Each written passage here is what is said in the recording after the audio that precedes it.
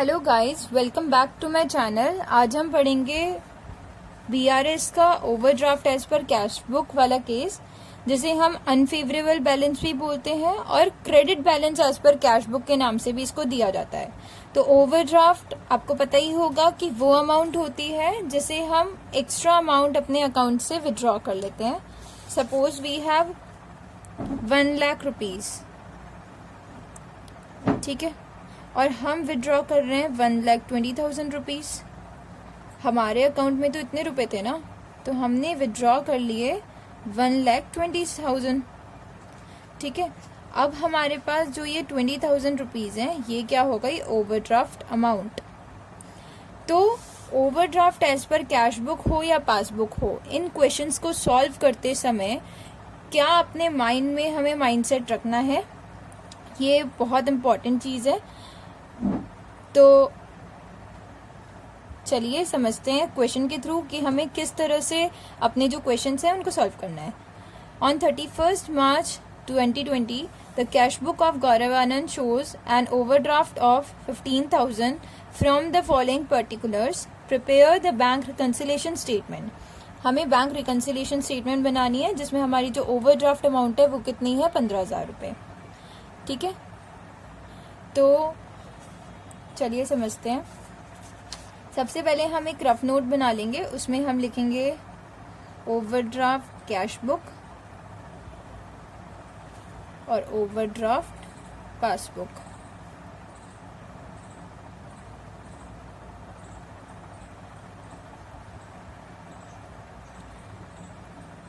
अब देखिए, पहला हमारा जो ट्रांजैक्शन है वो है the cheque issued but not yet presented. Cheque हमने इशू कर दिया गया, मतलब हमने चेक इशू कर दिया और जो भी सप्लायर है वो ले भी गया चेक को, ठीक है, पर उसने बैंक में प्रेजेंट नहीं करा। यानी हमारे जो अकाउंट है उसमें से अभी तक 5,000 रुपये कटे नहीं है। तो हमारा कैश बुक का भी ओवरड्राफ्ट बैलेंस है, और जब कैश बुक का ओवरड्राफ्ट बैलेंस है तो ऑब्वियसली पासबुक का भी ओवरड्राफ्ट ही बैलेंस होगा, ठीक है। तो हमने जब चेक इशू कर दिया गया तो हमारा कैश बुक का हमने बैलेंस क्या कर दिया होगा, हमारा ओवरड्राफ्ट ऑलरेडी चल रहा है, हमने ओवरड्राफ्ट को अपने क्या कर दिया होगा, इंक्रीज कर दिया होगा, ठीक है, कि भाई 5,000 और हमारे बैंक अकाउंट से जाना है। 15,000 तो था ही हमारा बैलेंस, ओवरड्राफ्ट चल रहा था। अब हमारा ये 5,000 और जाना है हमारा, तो हमारा 5,000 गया, बट जो पासबुक का ओवरड्राफ्ट बैलेंस है वो हमारा नहीं बढ़ा। पासबुक का ओवरड्राफ्ट बैलेंस अभी तक कमी है क्योंकि हमारे अकाउंट से 5,000 रुपये नहीं माइनस हुए। तो हम चेंजेस किस बुक में करते हैं, बैंक रिकंसिलिएशन बनाते समय हम चेंजेस करते हैं सिर्फ और सिर्फ कैश बुक में, ठीक है। जो भी जिस भी बुक से हम डील कर रहे हो, तो overdraft as per cash book का केस है तो हम कैश बुक से डील कर रहे हैं, तो हम कैश बुक से ही माइनस करेंगे। तो ये 5,000 रुपीज हम क्या कर लेंगे, दोबारा से अपने अकाउंट से, मतलब ओवरड्राफ्ट बैलेंस है उससे कम कर देंगे। यानी सीधे सीधे हम क्या कर देंगे, माइनस का 5,000, हम ये अपने 5,000 रुपीज क्या करेंगे, माइनस कर देंगे। नेक्स्ट आता है check deposited but not yet credited by the bank. हमने चेक डिपॉजिट कर दिया कि जब हमने अपना चेक डिपॉजिट करा तो हमारा जो बैंक में जो ओवरड्राफ्ट बैलेंस है, तो सबसे पहले हमने कैश बुक में इसकी एंट्री करी होगी। तो जब हमने चेक को डिपॉजिट करवा दिया है तो हम क्या सोचेंगे, हमारा ओवरड्राफ्ट बैलेंस बढ़ रहा है या कम हो रहा है, हमारा ओवरड्राफ्ट बैलेंस कम हो रहा है, ठीक है। बट क्या हुआ, पासबुक में वही ओवरड्राफ्ट बैलेंस कम नहीं हुआ, हमारे पासबुक में बढ़ा हुआ दिखा रहे हैं ओवरड्राफ्ट बैलेंस। तो हम अपनी कैश बुक में भी क्या दिखा देंगे, बढ़ा हुआ, क्योंकि वो अभी तक क्रेडिट ही नहीं किया गया है। तो हम इसे ऐड कर देंगे 2,000 रुपीज। क्लियर। नेक्स्ट आते हैं, a bill receivable for ₹920 previously discounted with the bank has been dishonoured. Bill receivable था, बिल हमें मिला 920 का, हमने पहले ही बैंक से उसे डिस्काउंट करवा दिया गया, बट वो क्या हुआ, डिसऑनर्ड प्रूफ हुआ। अब उस टाइम तो वो हमारे अकाउंट में आ गया था बिल। ये बिल वाला केस मैंने अपनी प्रीवियस वीडियो में बहुत अच्छे से एक्सप्लेन करा है, आप उसमें से जाके देख सकते हैं। तो ये जो हमारा जो बिल है वो डिसऑनर्ड हुआ है।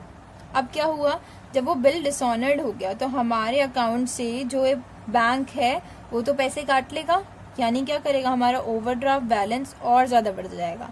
हमारा ओवरड्राफ्ट बैलेंस पासबुक में बढ़ गया, कैश बुक में ओवरड्राफ्ट बैलेंस क्या है, कम है, क्योंकि हमें तो पता ही नहीं है कि वो बिल डिसऑनर्ड हो गया है। तो हम क्या करेंगे, जब रिकंसाइल करते वक्त हम देखेंगे तो हम भी अपनी अकाउंट का ओवरड्राफ्ट, कैश बुक का ओवरड्राफ्ट बैलेंस क्या करेंगे, बढ़ा देंगे। तो ये हमने बढ़ा दिया 920 रुपीज। क्लियर। इसके बाद आगे हम चलते हैं। Bank charges debited in passbook 55 and interest of overdraft is charged 150। तो बैंक चार्जेस हमारी पासबुक में क्या हुए, डेबिट हुए। बैंक चार्जेस डेबिट होने का क्या मतलब है कि हमारा ओवरड्राफ्ट बैलेंस में जो बैंक चार्जेस हैं, हमें 15,000 जो ओवरड्राफ्ट के वो तो बैंक को देने ही देना है, प्लस जो बैंक चार्जेस है वो भी तो हमें बैंक को देना है। तो ये क्या हुआ, ये इसमें ऐड हो जाएगा। इट मीन्स हमारा जो कैश बुक का ओवरड्राफ्ट बैलेंस है वो फिर बढ़ गया, एक तो 55 रुपीज से और एक 150 रुपीज से, क्योंकि ये भी इंटरेस्ट ऑन ओवरड्राफ्ट है। ठीक है, तो 55 रुपीज से और 150 रुपीज से, दोनों से हमारा ये बढ़ा हुआ है overdraft as per cash book, sorry passbook. तो हम क्या करेंगे, हमारा कैश बुक में ओवरड्राफ्ट अभी कमी है क्योंकि हमें कोई खबर नहीं है कि हमारा पासबुक में क्या हुआ है चेंजेस। जब हमने रिकंसाइल करा तो हमें देखा कि हमने नहीं कर रखा है, तो हम उसे बढ़ा देंगे।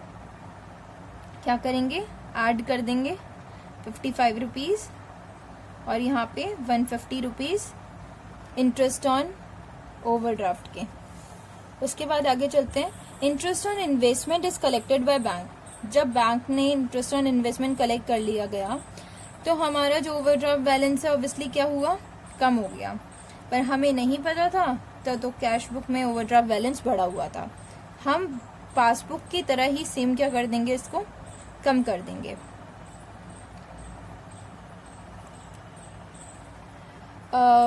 Last, amount of ₹1000 is wrongly credited by bank.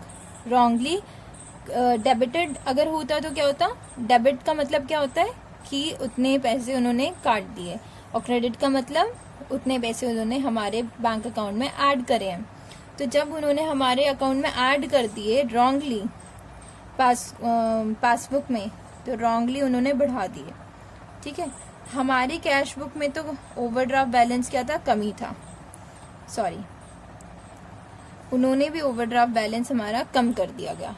ठीक है, हमारी कैश बुक में बैंक से अगर कंपेयर करें तो ओवरड्राफ्ट बैलेंस बढ़ा हुआ था, तो हम इसको भी क्या कर देंगे, कम कर देंगे। कितने रुपीज से, 1000 रुपीज से। क्लियर। अब हमारे पास ये सब आ गया है कि हमें किस अमाउंट को प्लस करना है, किस अमाउंट को माइनस करना है, किसको ऐड करना है, किसको सब्ट्रैक्ट करना है। अब हम सीधे सीधे क्या करेंगे, अपना bank reconciliation statement easily prepare कर लेंगे। अब हमारे पास यहाँ पे इस क्वेश्चन को हमने शॉर्टकट में सॉल्व कर रखा है। तो अब हम बनाएंगे बैंक रिकंसिलिएशन स्टेटमेंट। तो यहाँ पे हमारे पास बैंक रिकंसिलिएशन स्टेटमेंट प्रिपेयर करके रखा हुआ है, जिसमें overdraft as per cash book दिया हुआ है 15,000। उसमें हमने ऐड किया है cheque deposited but not yet credited 2,000 के, bill receivable dishonoured 920, bank charges 55, interest on overdraft 150। इन सबको हमने ऐड किया, 3125 इसका ऐड आया, और हमने इसको इसमें क्या करा है, 15,000 में प्लस किया है। उसमें से लेस करा है check issued but not yet presented, interest on investment, amount wrongly credited by bank, और ओवरड्राफ्ट एज पर पासबुक हमारे पास निकल के आया है। तो इन सारी अमाउंट को हमने ऐड किया तो हम 7500 आया, उसमें हमने माइनस करा तो 10,625 हमारे पास बैलेंसिंग फिगर आ गई है। ठीक है, तो अब जो ये ओवरड्राफ्ट केसेस है आपको समझ में आ गया होगा कि किस तरह से सॉल्व किए जाते हैं।